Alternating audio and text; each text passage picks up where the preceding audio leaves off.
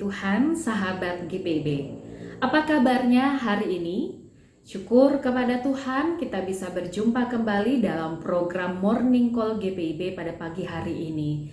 Bersama dengan saya, Pendeta Egla Juliarto Nababan, yang saat ini melayani sebagai Ketua Majelis Jemaat di GPIB Immanuel Tempino.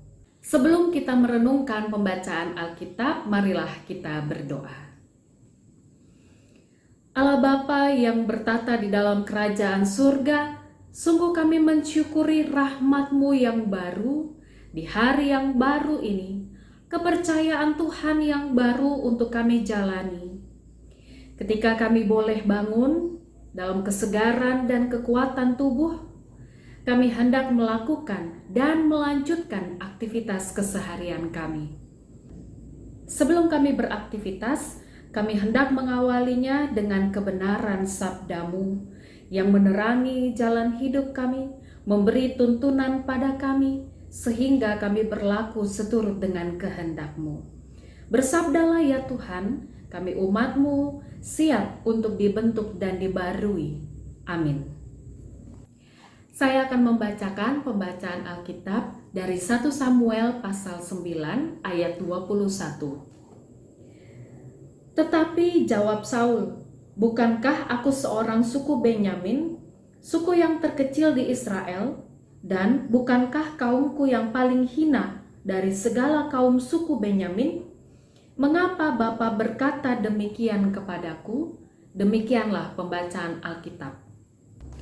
Umat yang diberkati Tuhan, jawaban Saul atas pertanyaan Samuel bukanlah upaya untuk merendahkan dirinya atau berkaitan dengan kesopanan. Tetapi jawaban tersebut membawa kita pada kisah yang diceritakan dalam Hakim-Hakim pasal 19 sampai pasalnya yang ke-21, di mana diceritakan orang-orang Benyamin pernah melakukan perbuatan yang sangat buruk di Gibea. Mereka melakukan perbuatan yang keji, sehingga menyebabkan perang saudara dengan suku-suku Israel lainnya. Dan dalam peristiwa itu, banyak orang Benyamin yang gugur, sehingga suku ini hampir hilang. Namun, suku-suku Israel lainnya tidak menginginkan ada satu suku yang hilang dari ke-12 suku Israel. Oleh sebab itu, mereka mengupayakan agar ada kelangsungan bagi keturunan suku Benyamin. Jadi memang betul yang dikatakan Saul mengenai Benyamin, bahwa dia berasal dari suku yang terkecil di Israel. Bahkan ungkapan kaum yang paling hina tersebut bagaikan sebuah penegasan atas kejadian masa lalu yang terjadi di Gibea. Dan Bapak Ibu Saudara yang dikasihi Tuhan, Saul juga berasal dari Gibea. Hal itu tercantum di 1 Samuel pasal 10 ayat yang ke-26. Dari ungkapan ini kita menghayati betapa besar dan ajaibnya karya Tuhan. Yang kecil, yang rendah, bahkan yang punya masa lalu kelam, justru dipakai Tuhan menjadi Raja Israel yang pertama, menjadi Raja yang diminta oleh orang-orang Israel. Hal pertama yang kita pelajari dari pembacaan Alkitab hari ini, kita diingatkan bahwa tiap-tiap manusia sungguh berharga bagi Tuhan. Apalagi kita semua diciptakan segambar dan serupa dengan Allah. Karena manusia amat berharga, maka berhak mendapat kesempatan, berhak mendapat kepercayaan, dan bahkan juga hidup baru atas kejadian masa lalu yang pernah dilaluinya. Saat ini, kita dipanggil, kita diutus untuk meneruskan hal ini kepada siapapun yang kita jumpai. Memberi kesempatan, memberi kepercayaan, dan juga menolong mereka untuk menggapai hidup baru. Maka jangan biarkan diri kita berada dalam situasi yang membenarkan alasan-alasan untuk merendahkan orang lain. Janganlah kita mempermalukan orang yang kemampuannya tidak seperti kita. Hendaknya kita juga tidak menyudutkan orang atau langsung menyalahkan orang lain yang tidak sepemikiran dengan kita. Janganlah jadikan pengalaman yang buruk atau masa lalu yang buruk dari sesama kita menjadi bahan tertawaan, menjadi bahan olok-olok. Mungkin kelihatannya seru, mungkin kelihatannya kita punya bahan perbincangan. Tapi jangan memberlakukan hal tersebut kepada sesama kita, karena tentu kita tidak ingin diberlakukan hal yang sama. Ibu Bapa yang terkasih, kita sungguh amat berharga. Mereka yang hadir di dalam hidup kita, di sekeliling kita, kenal atau tidak kenal dengan kita, sungguh amat berharga bagi Tuhan. Dengan memandang manusia sebagai pribadi yang berharga, maka kita juga belajar pada poin yang kedua yang akan kita pelajari dari pembacaan Alkitab ini, bahwa tiap-tiap pribadi punya nilai di dalam dirinya yang bahkan kerap kali tidak disadari. Entah karena tidak terima dengan keberadaan dirinya, baik secara fisik, keadaan finansial, dan lain sebagainya, atau karena masa lalu yang pernah dihadapi, yang pernah dilalui, atau bahkan juga karena perlakuan orang lain, atau mungkin karena sibuk membandingkan diri kita dengan keberhasilan orang lain. Saat ini, mari kita menyadari bahwa nilai hidup dalam pribadi kita atau orang lain bukan ditentukan dari banyaknya materi yang kita punya, ada atau tidak adanya anak dalam keluarga, atau tidak ditentukan karena masa lalu atau berbagai ukuran yang dituntut oleh manusia. Tetapi nilai diri kita itu berasal dari Tuhan yang paling tahu kita, yang menciptakan kita. Tuhan tidak pernah menciptakan dan merancangkan hidup seseorang untuk kesia-siaan. Setiap pribadi punya nilai, sehingga kita semua dipanggil untuk mengenali bahkan meningkatkan nilai-nilai diri kita. Maka sebab itu ada banyak hal yang Tuhan pakai, baik dalam peristiwa paling sederhana sekalipun Tuhan pakai untuk kita dapat meningkatkan nilai diri kita atau bahkan juga orang lain. Jangan berputus asa saat berulang kali gagal. Teruslah mencoba. Teruslah juga berupaya memberikan yang terbaik meskipun ada banyak orang yang meragukan kita. Bangkitlah, berjalanlah dengan penuh keyakinan meskipun mungkin kita tidak dianggap, meskipun mungkin kita menjadi tidak berdaya karena berbagai situasi. Setiap orang punya masa lalu, bahkan mungkin masa lalunya kelam, dan mungkin juga tidak mau untuk diingat kembali. Tetapi yakinlah bahwa semua orang pasti punya masa depan di dalam Tuhan.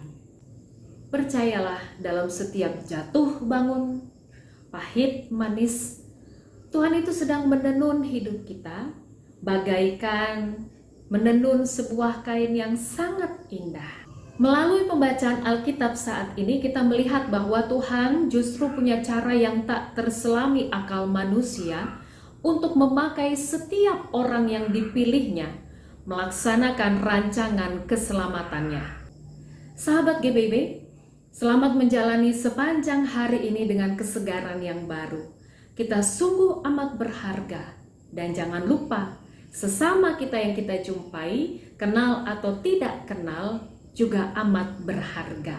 Dan mari kita tingkatkan nilai diri kita sehingga menjadi kesaksian yang nyata bahwa Allah sungguh-sungguh berkuasa penuh dan senantiasa memberkati umatnya. Umat yang dikasihi Tuhan, sebelum kita menutup renungan hari ini, mari kita satu di dalam doa. Bapa kami yang baik, kami bersyukur untuk renungan hari ini. Kami diingatkan dan disegarkan untuk berlaku yang benar seturut dengan kehendak-Mu. Ajarilah kami untuk mampu melaksanakannya sebagai tanda bahwa kami bukan hanya mendengar, namun juga kami sebagai pelaku firman-Mu. Kami berdoa untuk sahabat GPB yang setia mengikuti program ini.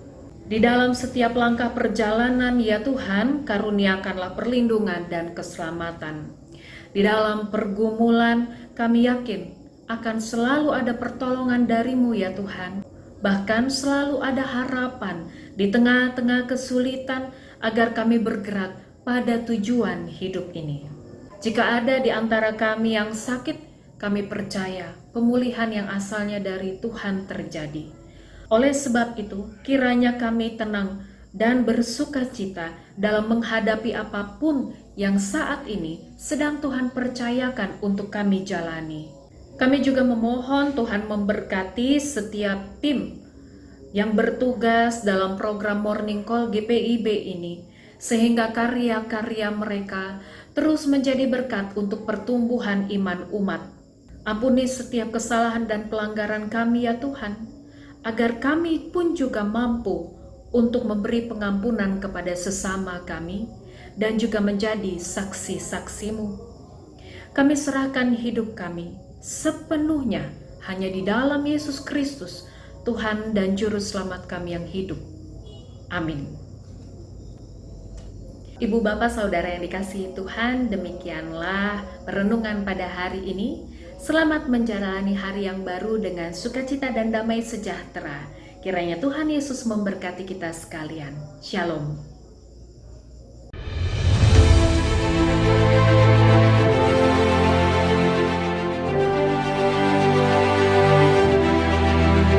Salam sejahtera bagi kita sekalian.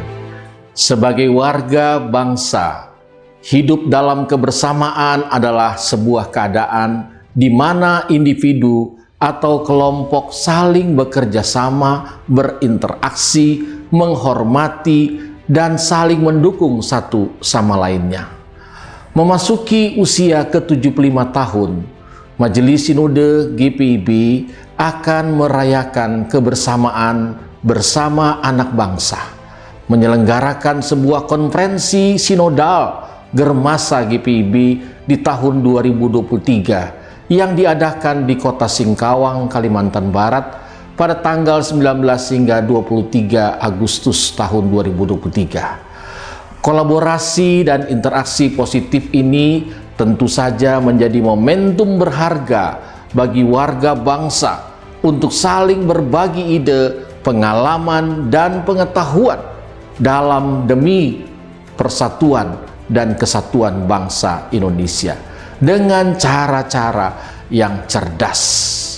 Marilah kita semua mensukseskan acara Konverdal Germasa GPIB tahun 2023. Kita wujudkan relasi di segala bidang melalui kesaksian gereja di tengah masyarakat.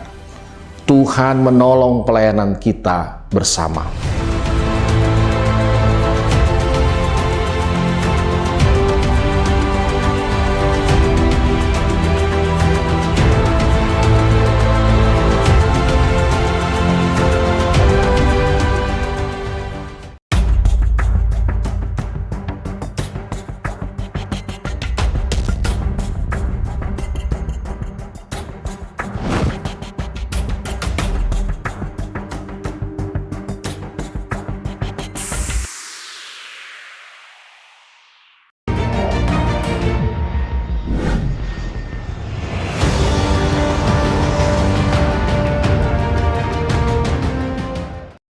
Sekolah Tinggi Ilmu Kesehatan Gria Husada Surabaya membuka penerimaan mahasiswa baru tahun ajaran 2023 sampai 2024. Sekolah Tinggi Ilmu Kesehatan Gria Husada terakreditasi BAN PTB dengan menawarkan 2 program studi, yaitu pertama, D3 Kebidanan, kedua, Administrasi Rumah Sakit.